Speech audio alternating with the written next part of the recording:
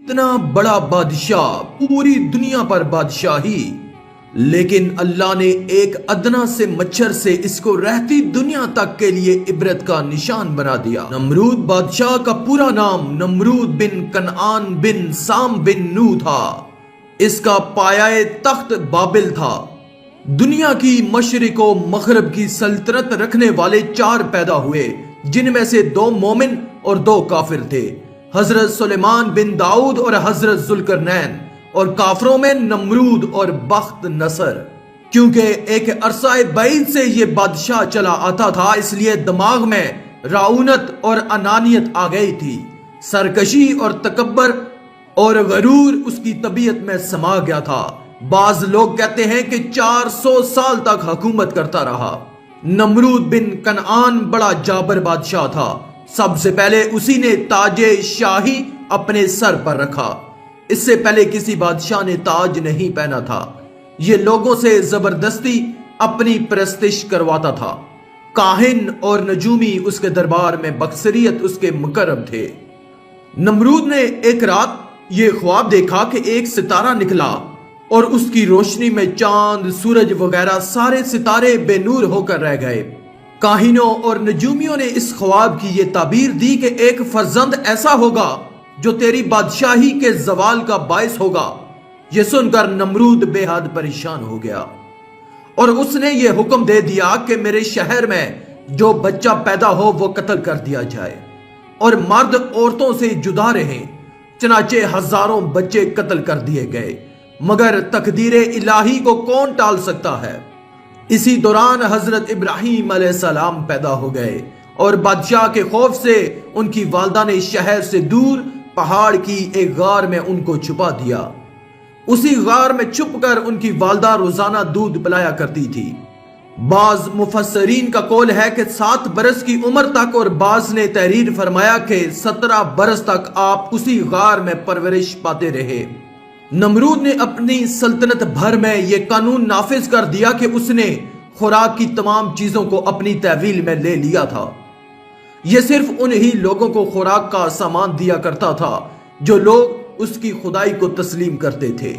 چنانچہ ایک مرتبہ حضرت ابراہیم علیہ السلام اس کے دربار میں غلہ لینے کے لیے تشریف لے گئے تو اس خبیث نے کہا کہ پہلے تم مجھ کو اپنا خدا تسلیم کرو، جبھی میں تم کو غلہ دوں گا۔ حضرت ابراہیم علیہ السلام نے بھرے دربار میں علل اعلان فرما دیا کہ تو جھوٹا ہے اور میں صرف ایک خدا کا پرستار ہوں جو وحدہ لا شریک ہے۔ یہ سن کر نمرود آپے سے باہر ہو گیا اور آپ کو دربار سے نکال دیا اور ایک دانہ بھی نہیں دیا۔ آپ اور آپ کی چند متبعین جو مومن تھے بھوک کی شدت سے پریشان ہو کر جاں بلب ہو گئے۔ اس وقت آپ ایک تھیلا لے کر ایک ٹیلے کے پاس تشریف لے گئے اور تھیلے میں ریت بھر کر لائے اور خداوند قدوس سے دعا مانگی تو وہ ریت آٹا بن گئی اور آپ نے اس کو اپنے متبعین کو کھلایا اور خود بھی کھایا۔ پھر نمرود کی دشمنی اس حد تک بڑھ گئی کہ اس نے آپ کو آگ میں ڈلوا دیا، مگر وہ آگ آپ پر گلزار بن گئی اور آپ سلامتی کے ساتھ اس آگ سے باہر نکل آئے اور علل اعلان نمرود کو جھوٹا کہہ کر خدائے وحدہ لا شریک کی توحید کا چرچا کرنے لگے۔ نمرود نے آپ کے کلمہ حق سے تنگ آ کر ایک دن آپ کو اپنے دربار میں بلایا اور حسب ذیل مکالمہ یعنی مناظرہ شروع کر دیا۔ نمرود بولا، اے ابراہیم علیہ السلام، بتاؤ تمہارا رب کون ہے جس کی عبادت کی تم لوگوں کو دعوت دے رہے ہو؟ حضرت ابراہیم علیہ السلام نے کہا کہ اے نمرود، میرا رب وہی ہے جو لوگوں کو زندہ کرتا ہے اور مارتا ہے۔ نمرود بولا، یہ تو میں بھی کر سکتا ہوں۔ چنانچہ اس وقت اس نے 2 قیدیوں کو جیل خانے سے دربار میں بلوایا۔ ایک کو موت کی سزا ہو چکی تھی اور دوسرا رہا ہو چکا تھا۔ نمرود نے پھانسی پانے والے کو تو چھوڑ دیا اور بے قصور کو پھانسی دے دی اور بولا کہ دیکھ لو، جو مردہ تھا میں نے اس کو زندہ کر دیا اور جو زندہ تھا میں نے اس کو مردہ کر دیا۔ حضرت ابراہیم علیہ السلام سمجھ گئے کہ نمرود بالکل ہی احمق اور نہایت ہی گھمنڈی آدمی ہے جو زندہ اور مارنے کا یہ مطلب سمجھ بیٹھا۔ اس لیے آپ نے اس کے سامنے ایک دوسری بہت ہی واضح اور روشن دلیل پیش فرمائی۔ چنانچہ آپ نے ارشاد فرمایا کہ اے نمرود، میرا رب وہی ہے جو سورج کو مشرق سے نکالتا ہے۔ اگر تو خدا ہے تو ایک دن سورج کو مغرب سے نکال دے۔ حضرت ابراہیم علیہ السلام کی یہ دلیل سن کر نمرود حیران رہ گیا اور کچھ بھی نہ بول سکا۔ اس طرح یہ مناظرہ ختم ہو گیا اور حضرت ابراہیم علیہ السلام اس مناظرے میں فتح مند ہو کر دربار سے باہر تشریف لائے اور توحید الہی کا وعظ علل اعلان فرمانا شروع کر دیا۔ قرآن مجید نے اس مناظرے کی روداد ان لفظوں میں بیان فرمائی کہ جس کا ترجمہ ہے کہ اے محبوب، کیا تم نے نہ دیکھا تھا اسے جو ابراہیم سے جھگڑا اس کے رب کے بارے میں، اس پر کہ اللہ نے اسے بادشاہی دی، جبکہ ابراہیم نے کہا کہ میرا رب وہ ہے کہ جلاتا اور مارتا ہے۔ بولا میں جلاتا اور مارتا ہوں۔ ابراہیم علیہ السلام نے فرمایا تو اللہ سورج کو لاتا ہے پورب سے، تو اس کو پچھم سے لے آؤ۔ ہوش اڑ گئے کافر کے اور اللہ راہ نہیں دکھاتا ظالموں کو۔ ایک قول ہے کہ اس ناہنجار بادشاہ کے پاس اللہ نے ایک فرشتہ بھیجا، اس نے آ کر اسے توحید کی دعوت دی لیکن اس نے قبول نہ کی۔ دوبارہ دعوت دی لیکن انکار کیا۔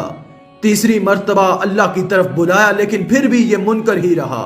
اس بار بار کے انکار کے بعد فرشتے نے اس سے کہا اچھا تو اپنا لشکر تیار کر، میں بھی اپنا لشکر لے آتا ہوں۔ نمرود نے بڑا بھاری لشکر تیار کیا اور زبردست فوج کو لے کر سورج نکلنے کے میدان میں آ پہنچا۔ ادھر اللہ تعالیٰ نے مچھروں کا ایک دروازہ کھول دیا۔ بڑے بڑے مچھر اس کثرت سے آئے کہ لوگوں کو سورج بھی نظر نہ آتا تھا۔ اللہ کی یہ فوج نمرودیوں پر گری اور تھوڑی دیر میں ان کا خون تو کیا، ان کا گوشت پوست سب کھا گئی اور سارے کے سارے یہیں ہلاک ہو گئے۔ ہڈیوں کا ڈھانچہ باقی رہ گیا۔ انہی مچھروں میں سے ایک نمرود کے نتنے میں گھس گیا اور 400 سال تک اس کا دماغ چاٹتا رہا۔ ایسے عذاب میں وہ رہا کہ اس سے موت ہزاروں درجے بہتر تھی۔ اپنا سر دیواروں اور پتھروں پر مارتا پھرتا تھا، ہتھوڑوں سے کھجلواتا تھا اور اپنے سر پر جوتے مرواتا تھا تاکہ کچھ دیر اس کو چین آ جائے۔ یوں ہی رینگ رینگ کر بدنصیب نے ہلاکت پائی۔ آخر میں اللہ سے دعا ہے کہ اللہ ہمیں نیک اعمال کرنے اور برائی سے بچنے اور بچانے کی توفیق عطا فرمائے۔ آمین۔